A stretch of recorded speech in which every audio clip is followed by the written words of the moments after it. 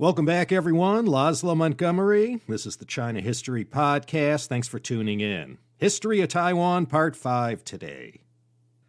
Well, we finally made it to the 20th century. Well, actually, not yet, but we're pretty close, and we'll get there today. We finished off last time with Japan's victory over China in the First Sino-Japanese War. As part of the terms of the Treaty of Shimonoseki, signed April 17, 1895, China handed the island of Taiwan to the Empire of Japan. Earlier, back in 1879, Japan's 66-year march in the direction of its ultimate destruction had already begun with the annexation of the Ryukyu Island chain. Now, in 1895, they picked up Taiwan and Penghu, and that is what we'll start looking at in this Part 5 episode. Anyway, if no one has any objections, I'd like to mention a couple other things that were also happening in Taiwan. Judging by the main narrative so far, you'd think Taiwan's history was all just attempts at colonizing and rebellions and wars, invasions, and indigenous people fighting with anyone who came near to them. I know I covered much of this in my Tea History series and Tea History podcast, but during the Qing Dynasty, Taiwan's famous tea industry was launched. Tea was already growing indigenously on the island, but like it was in China in pre-Luyu days, the quality of the brew wasn't yet anything you'd look forward to drinking yourself. The Dutch wrote about the tea they encountered in Taiwan. Remember, the Dutch people were the very first Europeans to bring this necessity of life to market in The Hague in 1610. So during the period of Dutch colonization, when they saw it, well, they knew what it was. Someone named Ke Chao brought tea plants from Fujian to Taiwan in the late 18th century and planted them in Ruifang district, just east of modern-day Geelong. But things really began to hot up only in 1855 when one Lin Fengchi brought cuttings from tea plants that produced Fujianese Qingxin Oolong tea. And Lin Fengchi planted them in the rich and optimal soil of Dongding Village, Lugu Township, Nantou County. So into the 1860s, the makings of a national tea industry was in place. But it was John Dodd and Li Chunsheng who combined their talents and resources to scale up the smattering of family or temple-managed tea gardens into a full-fledged operation. These two are often referred to as the fathers of Taiwan's tea industry. Li Chunsheng, he came from Xiamen and had some background and understanding of tea cultivation. Following the end of the Second Opium War, during one of his business trips to Taiwan, John Dodd, an experienced trader already in his 20s, recognized the potential of the place. In 1865, he met the acquaintance of Li Chunsheng, and he became Dodd's comprador and right-hand man. And because of his tea savvy, right away, Dodd recognized the potential of Taiwan's tea. The climate and topography were perfect. Together, John Dodd and Li Chunsheng began growing tea in the hills of Mujia, just south of Taipei. Today, the second to the last stop on the Taipei Metro Brown Line. Li Chunsheng scaled everything up quickly, signed up farmers to give tea production a chance. No expense was spared to invest in equipment that increased production and efficiency. The picked tea leaves were shipped across the strait and finished off in Fujian. And after packaging, the tea was shipped to markets in the U.S. and Europe. It began like this, jobbing out the critical processing part to the experts in Fujian. But in time, Taiwanese growers provided all the value-added processing to the raw tea leaves and figured out how to make them yield their special qualities. The big break for Taiwan's tea industry came in 1869 with the opening of the Suez Canal. Dodd and Company shipped over 140 tons of tea to New York, branding it as Formosa Oolong.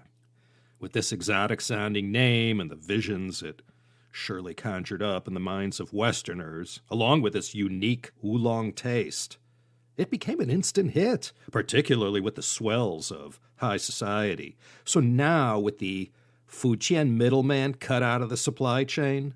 Formosa oolong tea became a big business overnight. Word travels fast wherever and whenever money's involved. Others heard of Dodds and Li Chunsheng's success in growing tea in Taiwan, and this led to an influx of competitors hopping on the oolong tea bandwagon. Taiwan's tea industry was initially centered in Dadaocheng on the Danshui River, part of today's Datong district of Taipei. Domestic consumption and exports grew quickly. And this spike in world demand created a massive need for tea pickers and tea industry workers, mostly women. Later on, during Japanese occupation, they introduced black teas from Assam to Taiwan, trying to get a piece of the milk tea market that had been so successfully exploited by Thomas Lipton's tea company. I mentioned him last episode, but one other reform instituted by Liu Mingchuan involved setting up a Formosa Tea Trade Association that did a lot to help maintain quality and product integrity, and like all these trade associations do, they assisted Taiwan growers in developing overseas markets. Tea became Taiwan's biggest export after sugar and camphor.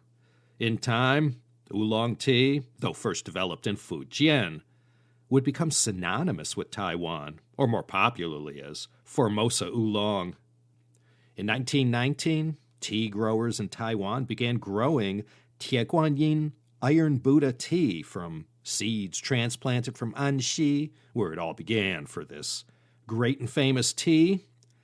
Today, oolong is harvested 5 times a year in Taiwan between April and December. Taiwan is the 12th largest tea exporter in the world. Last year, in 2021, the island accounted for 1.5% of world tea exports. The top 5 countries in order were China, Kenya, Sri Lanka, India, and the great nation of Poland. Those 5 alone made up about 68% of global tea exports. The other big export of Taiwan that played a big role in the economy was camphor. Since the 1860s, the British had been trying to muscle in on Taiwan's camphor trade, a monopoly that was jealously guarded by the Qing government. Taiwan's northeast was the Saudi Arabia of camphor back then. Camphor is a waxy substance that has a strong smell. It comes from steaming the wood chips of the camphor laurel tree, in a process that caused this substance to be excreted by the camphor wood. And this crude camphor already had a multitude of uses before 1889, when George Eastman came along and started making movie camera film from celluloid, which is derived from camphor. So camphor was a very hot commodity at the dawn of the 20th century. Among celluloid's early uses was as a replacement for elephant ivory. Camphor later on had critical applications in arms and weapons manufacturing, including the production of smokeless gunpowder. It was also great as an insect repellent. Mentholatum ointment derived from camphor was used to cure chest colds, and camphor was the primary active ingredient in mothballs. This was also one of those businesses that ended up being dominated by Hakka people in Taiwan. In the beginning, they acted as workers, harvesting the trees and producing the extract. And later on, a few became industrialists, managing an integrated camphor operation. More about camphor in a bit. So, Taiwan, on the eve of Japanese occupation, was no longer this sleepy backwater place. The opening of the treaty ports and the relentless attempts throughout the 17th and 18th centuries by European traders to buy and sell there really ginned up Taiwan's economy.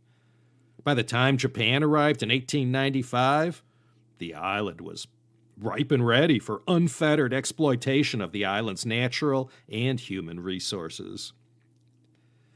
So let's focus in on 1895. As I mentioned at the outset, Japan and China, because of this disagreement they had over Korea, went to war. And because of the war's outcome, China lost the islands of Taiwan and Penghu to Japan.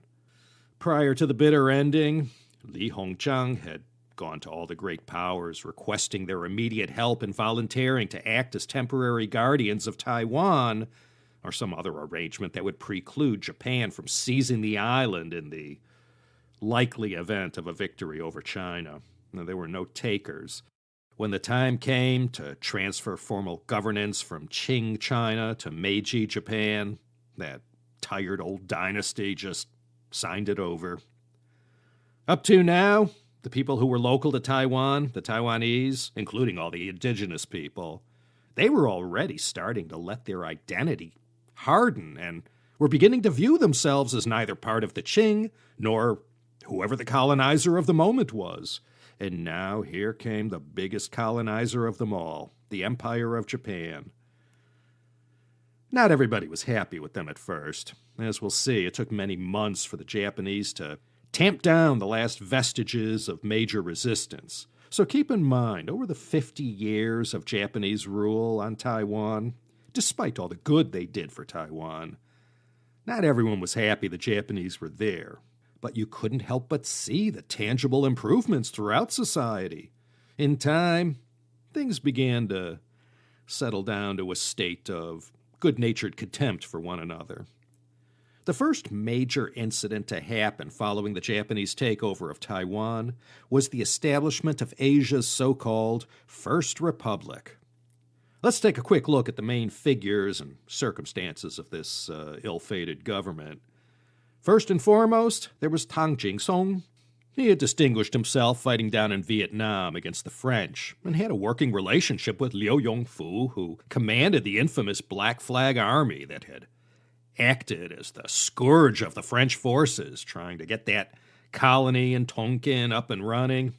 Tang was made the governor of Taiwan province in 1894, which meant he didn't serve very long in this post. Aside from all the great things he did for China in the Sino-French War, we mainly remember Tang Jing-song as the president and founder of the Republic of Formosa, this first republic Asia had ever seen, or so it was touted. The Taiwan Republic was formally declared on May 23rd in Taipei, again in the landmark year of 1895. It was known in Chinese as the Taiwan Minzhuguo.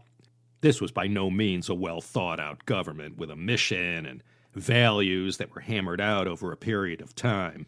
It was kind of a knee-jerk reaction to the Treaty of Shimonoseki and the sudden Japanese invasion. Its purpose was simply to resist Japan. The stepping stones that led to this exciting and consequential slice of Taiwan history all started when officials in Beijing informed Governor Tang Jing-song that he only had a couple months to pack up and hand the place over to Japan. The authorities assured Governor Tang anyone who didn't want to remain in Taiwan and become Japanese subjects had 2 years to get their affairs in order and return to the mainland. As instructed, Tang Jing-song had this announcement posted where everyone could see it. And as expected, there was an explosion of predictable public displeasure. It's human nature to not want to be ruled or intimidated in your own country by someone from someplace else, especially when the occupier's native tongue came from a completely different branch of the language tree. Qiu Fengjia was a protege of Tang Jing-song and came from one of the many landed gentry families in Taiwan. Qiu's people were Hakkas from just north of Meizhou. They were old money, and he was the scion of those early arrivals. Qiu Fengjia is remembered as this charismatic leader who not only tried to stand up to Japan in this dark hour, but also for calling for Taiwan independence rather than submitting. In resisting the Japanese, Qiu Fengjia wasn't trying to curry favor with the Guangxu Emperor. His struggle with Japan was fought entirely from the prism of Taiwan independence. Once it became apparent that Qiu Fengjia enjoyed popular support and that he had been able to build a strong militia, mostly made up of his fellow Taiwan Hakkas, Tang Jing-song got down off the fence and took the side of his young protege. Tang had become wary of Qiu Fengjia because of the rise in his popularity, but the two had buried the hatchet and now they were joining forces, and together they sought to create their destiny. They knew they didn't stand a chance at defending against the kind of modern army and firepower coming their way with Count Kabayama Sukenori in command.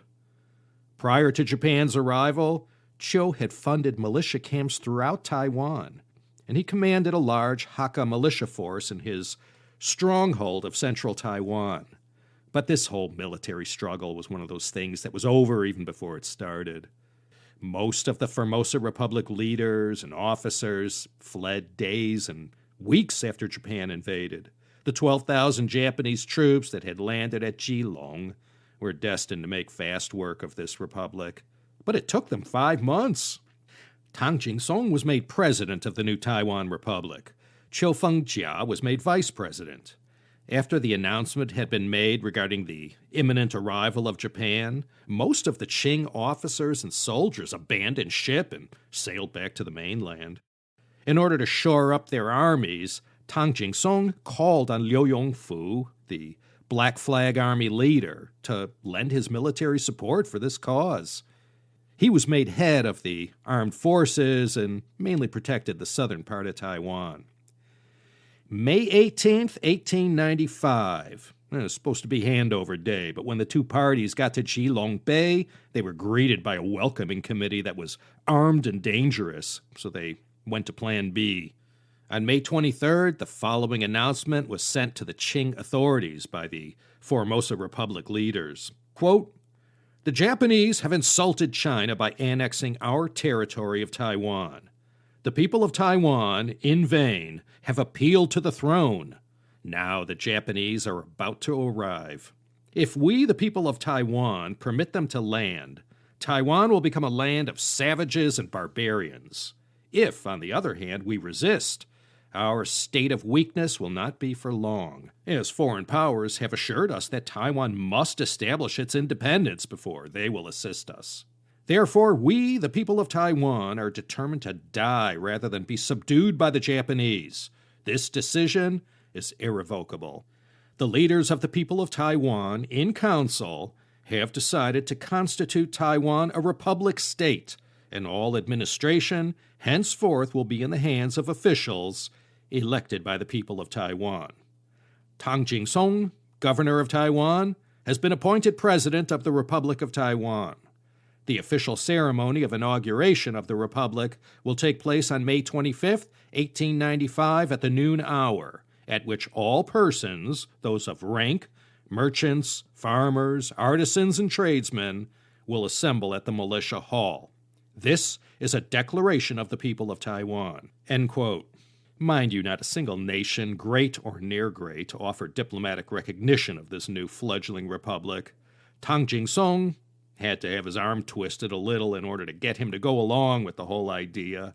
And he still had a soft spot for the Qing emperor. Following the announcement, he sent his own telegram to Beijing, further declaring that, quote, "The literati and people of Taiwan are resolved to resist subjection to Japan. They have declared Taiwan an independent republic under the suzerainty of the sacred Qing dynasty." End quote. This didn't really walk back anything announced by the Republic of Taiwan government. Suzerainty isn't sovereignty. I'm sure either way, the Guangxu emperor wasn't amused. For their flag, they chose a tiger on a blue background, a symbol that lives on in our present time by those who pine for Taiwan independence. When Japan launched its invasion, Tang Jing-song's forces, based in the north, folded almost immediately. And not long after, even though he was president of the fledgling republic, Tang Jing-song bolted and headed to the mainland. Vice President Chiu Feng-jia hung in there for about 3 months, all the while organizing the rebels, but he too saw resistance was futile. It was left to the newly appointed Grand Marshal Liu Yongfu to keep the flame alive. Well, it took from end May, when the Japanese landed 20 miles southeast of Geelong, to the end of October 1895 for the Japanese to stamp out the last of these rebels. But not before the Japanese lost thousands of men. It had been a very hard-fought struggle, as one-sided as it may have been. If you're interested about this time, may I suggest the 2008 movie Blue Brave, The Legend of Formosa, 1895. I'll have a link to the series where you can see it on YouTube. It's all about these Taiwanese Hakka people resisting Japan at this dark hour in history. Anyway, the Japanese army, despite heavy local guerrilla pushback since landing in Taiwan, shoved their way into the central part of the island to the major city of Changhua. August 27th, 1895, the decisive battle of this 5-month Republic of Taiwan period was fought there at Baguashan, or 8 Trigram Mountain. Changhua is just to the southwest of Taichung. To date, the Battle of Baguashan remains the largest military battle ever fought on Taiwanese soil, and let's all hope that it remains that way.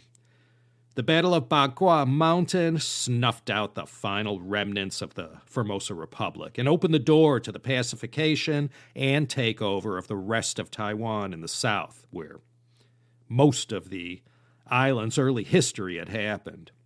It wasn't much of a fight. 5,000 Taiwanese troops, including Hakka militia fighters. The Japanese had about 3 times that number, plus a lot more firepower. It was a good fight, but it was over within a day. To teach everyone in Changhua, who was boss, and not to resist them anymore, the Japanese military bombed the city.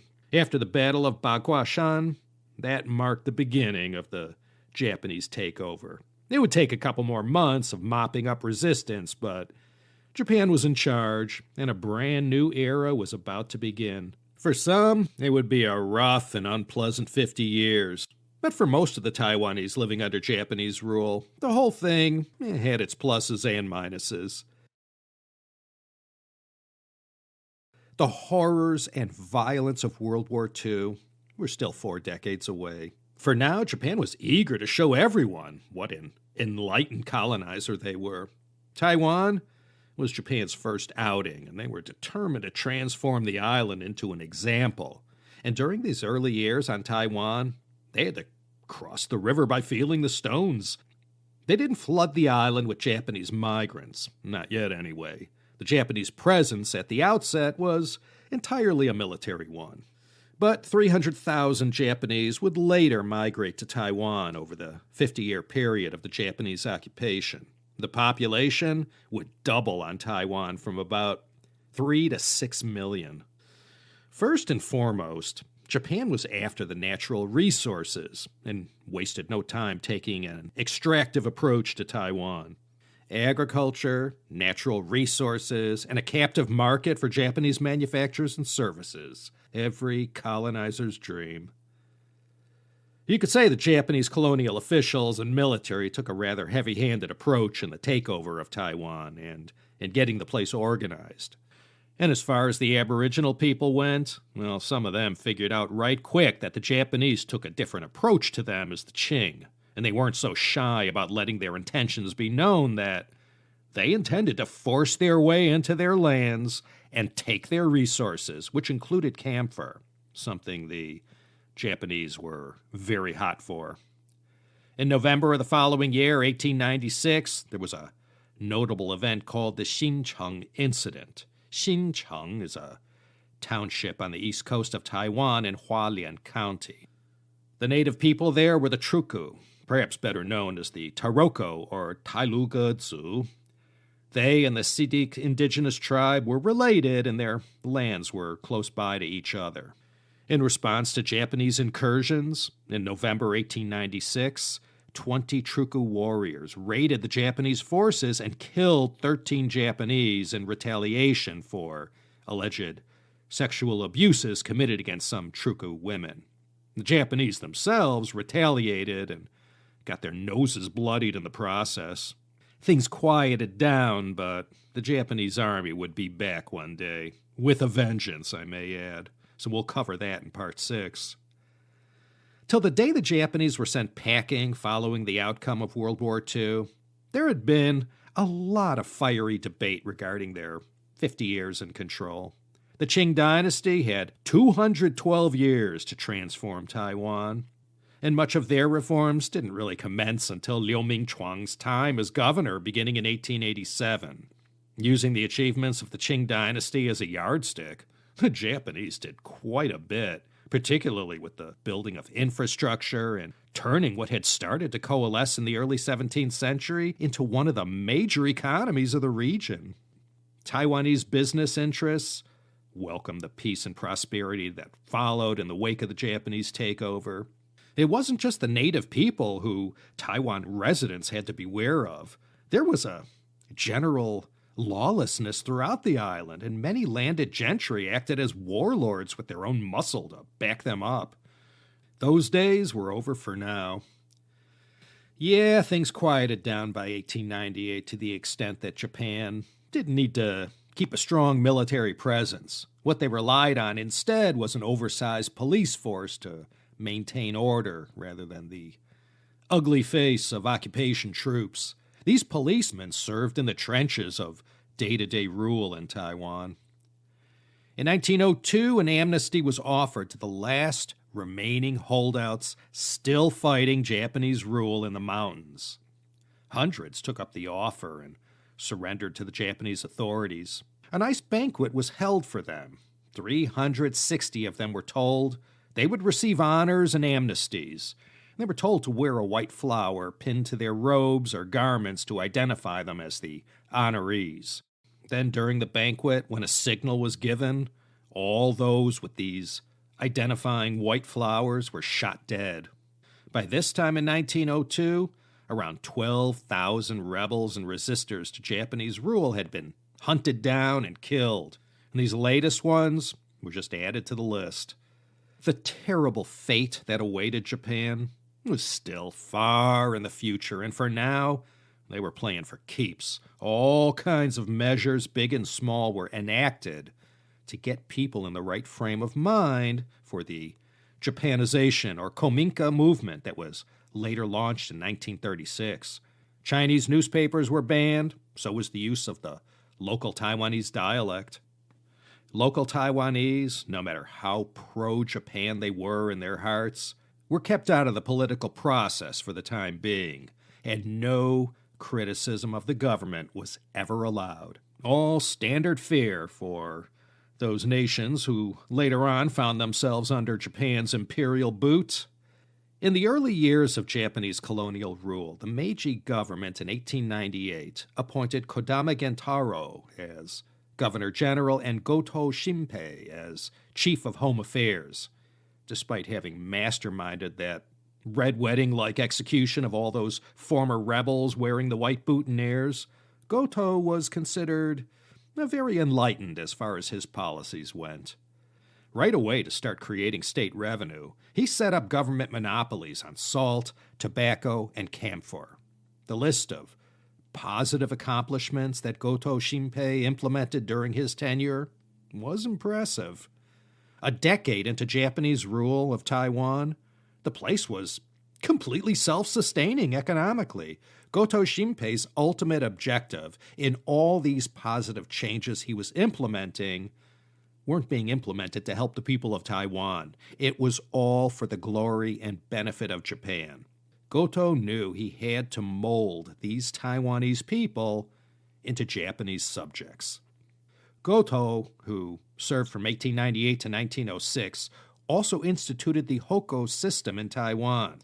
Now, if you look at the kanji for the Hoko system, it's the same Chinese characters as the Baojia system that emperors had been using since the time of Wang Anshi in the northern Song. Without the tools and wherewithal of today's authoritarian regimes, the Japanese government on Taiwan used this Hoko system to tightly control the population of Taiwan to a very high and efficient degree. He also put in place an island-wide police service. School systems were established, as well as a youth corps program that was able to immediately begin the indoctrination process for all those Chinese and indigenous children and begin to develop them into loyal Japanese subjects. A very concerted effort was made to snuff out the Taiwanese culture and any sense of Taiwanese identity that had developed steadily since the time of the Dutch in the 1620s. For example, Taoist temples were shuttered and Shintoism was actively propagated. And as I mentioned, Japanese language was taught in schools. Many Taiwanese elders today who were born in the 1930s and early 40s can still speak Japanese and have vivid memories of living under their rule. In 1900, the Office of the Governor General opened up Taiwan's mountainous regions for the extraction of camphor and other precious resources. This decision would set off almost 2 decades of deadly resistance to Japanese rule by Taiwan's indigenous people. And this period is loosely referred to as the Camphor Wars, and ultimately resulted in the deaths of an estimated 10,000 members of the Japanese armed forces and countless indigenous lives. The earliest Chinese to sail to Taiwan, and all those who followed them into the 19th century, as well as the Dutch, the Spanish, French, British, and Americans too, they had all learned in varying degrees not to mess with these people. We saw how the Qing emperors made a big fuss about leaving the indigenous people alone and not venturing into that wild and mountainous eastern 2/3 of the island, just because they didn't have the latest weaponry, sophistication, and the numbers. Home field advantage had worked in their favor all these centuries. But the Japanese weren't going to be deterred, as we'll soon see. You recall the 1874 Japanese invasion of Taiwan discussed last time in Part 4. They had locked horns with the indigenous Taiwan people over the killing of all those Ryukyu Island sailors who found themselves shipwrecked off the southwest coast. This expedition in 1874 was all about teaching these native people a lesson. But what ended up happening was the Japanese were the ones who got schooled. And this experience suffered by the Japanese military was a valuable lesson that they took to heart later on. Under Japanese rule, Taiwan's camphor industry was scaled up to the extent that half the world's supply of processed camphor came from Taiwan. To maximize their profitability in the face of such excessive world demand in the early 20th century, the Japanese created a camphor monopoly, and to satisfy their order book, they had to go into all these forested mountains populated by Atayal or Tayal indigenous tribes and cut down all those trees and extract that camphor. The affected Atayal tribes united and attacked loggers who penetrated into their neck of the woods, and this began a series of back-and-forth confrontations that saw Japanese and indigenous fighters killing each other constantly. Already in 1896, 62 indigenous people were killed, and the Japanese were finding out that they had to use a little more force to fight back against the Atayal.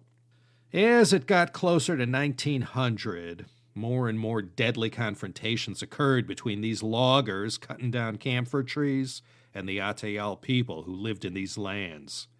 Today, the Atayal are Taiwan's third largest group of native people, and they were once these notorious head-hunting warriors with facial tattoos that attested to their effectiveness in battle. One of the first military campaigns took place in the mountains near Sanxia, south of New Taipei City. This was the Dabao incident. The Atayal versus the Japanese again. Japan tried everything they could to try and pacify the Atayal people. It would end up taking years before they were able to overcome the Atayal and force them to abandon their ancestral lands to the Japanese and migrate higher up into the mountains. Less than 2 decades after these camphor wars, the natural camphor industry took a hit when scientists figured out how to extract pinene from coniferous plants and trees. This resulted in the first synthetic camphor. Soon afterwards, German production of synthetic camphor broke the back of the natural camphor market. In 1930, DuPont and Soviet chemists learned how to use Fuller's earth and titanium oxide to produce synthetic camphor, putting an end to the industry. Nowadays, camphor production has been replaced by industrial chemicals synthesized from compounds that are found in turpentine. Taiwan's camphor industry collapsed, but the damage was already done, and there had been so many deaths on both sides, from those extracting this waxy substance and from those who were trying to prevent them from doing so.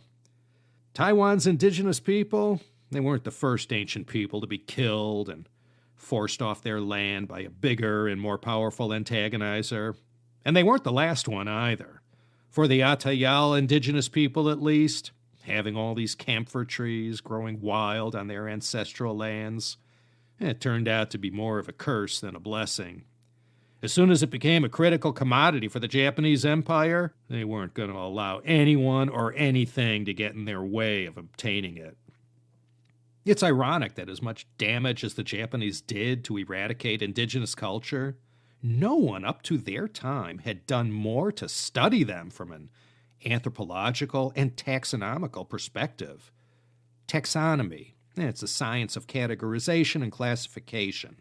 During the period of Japanese colonial rule, their scientists conducted groundbreaking research that sorted out all the different indigenous people of Taiwan, their language, cultural aspects, everything. And all of this came in handy later on when Taiwan's next occupiers showed up. Since the takeover in 1895, Japan's number one priority had been to restore order and establish control. As I indicated, they did this quite fast. The warlordism that had plagued the Taiwan countryside was essentially stamped out. A judicial system was set up. There were courts and tribunals, and justice was very harsh if you ended up on the wrong side of the law. Plenty of horrific sentences were carried out that later on would become one of Japan's calling cards after 1937. In 1902, the worst of the uprisings were over, and things began to settle down into this new normalcy. And though critics and apologists for the Japanese colonial period will argue this point, life wasn't too bad. Taiwan was clearly transforming into a modern 20th century place, just as Japan wanted. They were secretly determined to show the other world powers of the day that they too knew how to run a successful colony. Japan's initial attempts at colonization, in the case of the Ryukyu Islands and in the Kuril Island chain that they had exchanged with Russia for Sakhalin in 1875, those people were already very similar, ethnically and culturally, to the Japanese. The same was not true with the colonies they were trying to grow in Taiwan and in Korea. Not only were they not ethnically or linguistically similar to the Japanese, their loyalties and sympathies heavily leaned in a westerly direction towards China. Japanese agricultural policies on Taiwan turned the island into a major food supplier. In the Japan home market, they depended on Taiwanese rice and sugar. By the 1920s, comparatively speaking, there wasn't a province in China that could grow more food than in Taiwan. Last episode I mentioned that under Liu Mingchuan, the island's first railway was built at Lingdanshui in Taipei. Well, by 1905, the Japanese had laid down 10 times as many tracks. Japan had big plans, and building all this infrastructure was critical. They began with transportation, power, and communications. Lots of improvements. A monetary system was created. New industries were built from the ground up. Quantum leaps were made in hygiene and sanitation. Diseases that had killed tens of thousands over the years were brought under control or eradicated. Literacy made great leaps. In 1905, Taiwan had its most comprehensive census to date. Foot binding was outlawed in 1910, and great strides were made in tamping down Taiwan's centuries-old opium addiction problem. Man, the Japanese really made the Qing dynasty look bad. Speaking of the Qing dynasty, they were overthrown in 1912, and because of all the distractions going on around them since 1895, making a big deal about recovering Taiwan and turning this into a national cause never rose to the level of importance. Japan had gone nowhere but up since 1895. For China, those last 17 years of the Qing dynasty were excruciating. Everybody knows the great San Francisco earthquake of April 18, 1906. Well, 1 month before San Francisco was destroyed, on the early morning of March 17th, the third deadliest earthquake in Taiwan history occurred. This was the 1906 Meishan earthquake. Meishan is a township just to the east of Jiayi. This one was a 6.8 trembler, and it was one of those quakes where the earth actually split open and chasms were visible. Meishan was destroyed. Over 1,200 people killed and twice as many injured. The people lived in dwellings that were constructed from materials that just collapsed like a house of cards, and people died as they lay in bed, just getting ready to start their day, their home falling down on them. There will be 7 more big earthquakes of 6.8 or higher, with a couple in the 8.0 range between the time of this Meishan earthquake of 1906 and the 1935 Shinchiku Tachu earthquake. This one took place 150 kilometers to the north in Sanyi, not far from the border of Miaoli County and Taichung City. Shinchiku was the new Japanese name for the city of Hsinchu, and Tachu was Taichung.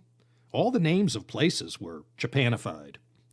This one in 1935 was the deadliest quake of all time, or at least since records of earthquakes on Taiwan were recorded. I'm sure the ancient peoples of Taiwan experienced much worse in their day, but in modern times at least, this earthquake of April 21st, 1935 remains the deadliest on Taiwan in terms of loss of life. Almost 3,300 people were killed and 12,000 injured, and over 50,000 residences were damaged or destroyed. Well, I think we're going to close on this tragic note, as you no doubt recall from the Part 1 episode, the way things turned out for the island of Taiwan geologically. Well, they were fated to suffer the regular consequences of existing on and near these fault lines.